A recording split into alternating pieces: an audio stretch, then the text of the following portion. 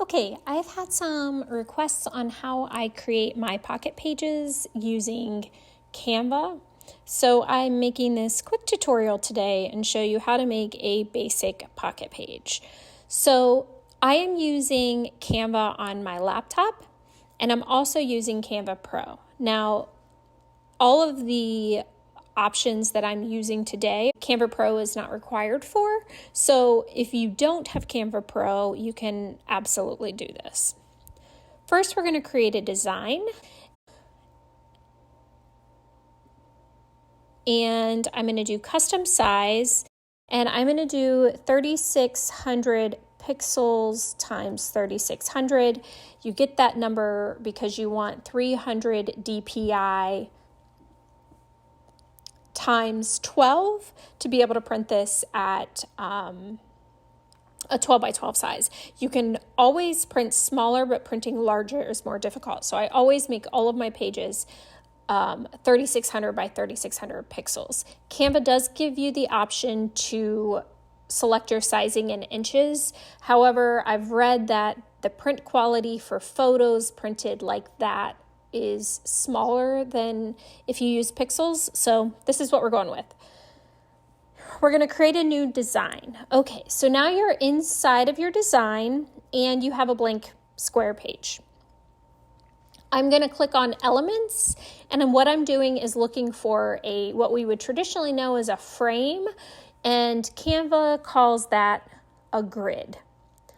So I'm going to click on this first grid here, and that brings in a 12 by 12. If you are interested in printing 12 by 12 photos for your albums, you can certainly do that this way.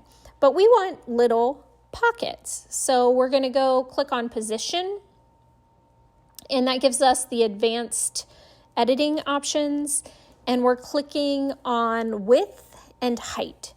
So I want my pockets to be 2.7 inches.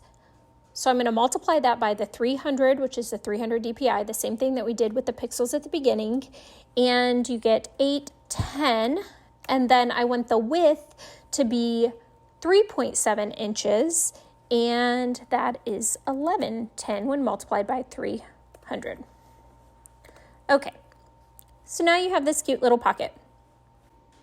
So you first want to start with where you want your photo grid to be when you're done.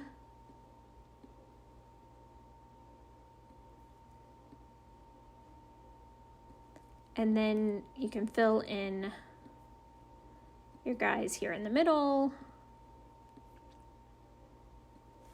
Now we are going to space evenly horizontally. Okay. We're going to do the same thing. We're actually going to select all four of them, and then we're going to duplicate, and we want that centered, and we're going to duplicate again. And here you can see, actually I'm going to delete this bottom row here.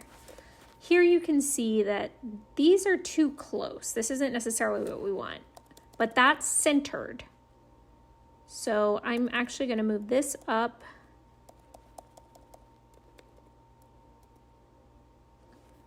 to give us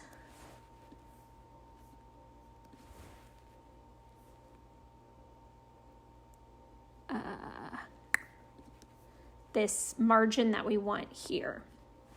Now we can click this and duplicate it, and that should, there we go, give us all similar margins. If you look at my pages closely, my margins are not perfect. I guarantee that there is a more scientific way of doing this, but this is just how I figured out what works for me. So now that you have them aligned in a way that you want, you have 12 boxes. It's a great place to start. If you click on these four squares on the bottom corner, that gives you the ability to see your entire design. Designs are what Canva calls folders. So this design we're going to duplicate, and now we're going to edit the second one. We already have our our grids the way that we want them so we can make this different. First, I'm going to create a design A.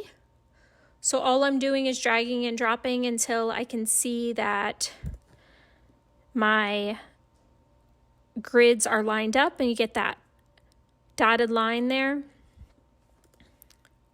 I'll do the same thing over here. All right, so now we have a design A.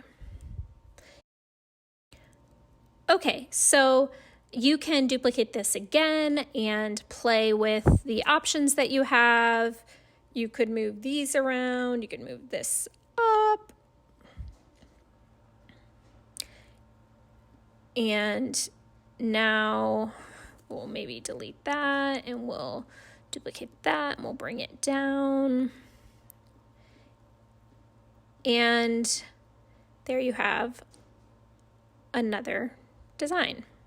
I'm going to make sure that you're getting the dotted lines all the way across to know that you are lined up.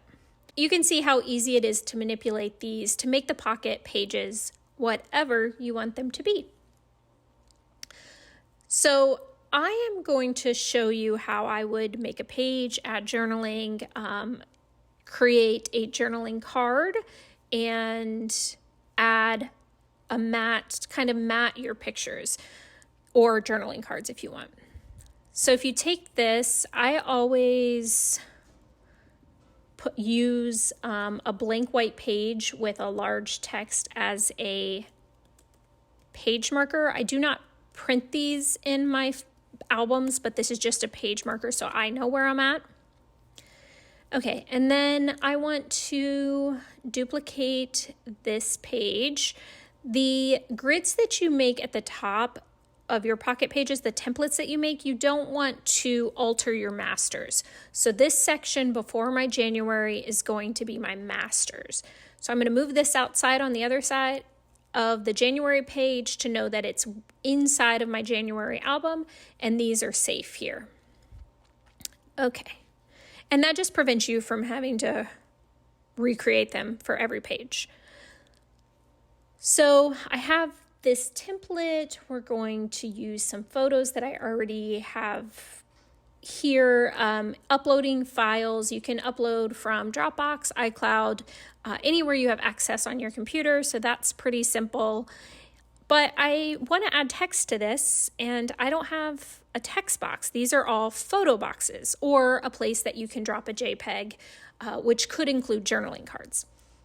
So to get a journaling box, I go to Elements, and I type R, and that's going to give me a rectangle. This rectangle is not the size or the color I want, but that's perfectly okay. It's funny to me that it brings the rectangle in as a square. Okay, so I'm going to move this over one of my photo grids, and I'm just making sure that it is the correct size. Once I know it's the right size, I'm going to move it out of the way and delete the photo box behind it. And then I'm going to click on this color box here and change it to white. And it's here, but because my background is white, you can't see it. Personal preference of mine is I like a border around my journaling cards because I simply like to be able to differentiate them from the background. So as that is selected, go up to these black lines and hit border style. I do a straight line. I keep my weight at 4, and I don't do corner rounding. If you do like rounded pictures, rounded corners, this is where you'll do that. Then I want my border color. I like this gray here. It's A6, A6, A6 is the color if you have to manually put it in. And there we have a journaling box. You can see this is April. And then at the end of the April, I put this completed page and move on to May. June. And this is really why I love Canva so much, is that I started working on April and October. Okay, so these things happened real time and I documented them real time. I know exactly what I have done for those months because they're right in front of me. For using the Project Life app, I would have to save them to my iCloud files and then go back and search and make sure that I had things done. And it wasted quite a bit of time every time that I stepped away from a project and came back to really figure out where I was at and what I needed to do. This gives me the ability to step away and come back. And I can tell you right now, I'm documenting June. I still need to do an air show. I need to do a layout on nationals. This specific page, I know this needs journaling and a title. This needs another photo. I know that this photo is coming from my husband's phone. These are things that I can't do using the Project Life app. And I've been a user for the app since 2014. I love the app. I love what Becky Higgins has done for this community and kind of documenting your stories relevant. But it just doesn't give me all the features that I personally need to tell my stories. So hopefully you have an idea of how to get started with documenting your albums using the Canva app now. If you have any questions, feel free to reach out to me on Instagram. I'm happy to help. And hopefully I get to look at some of your pages soon.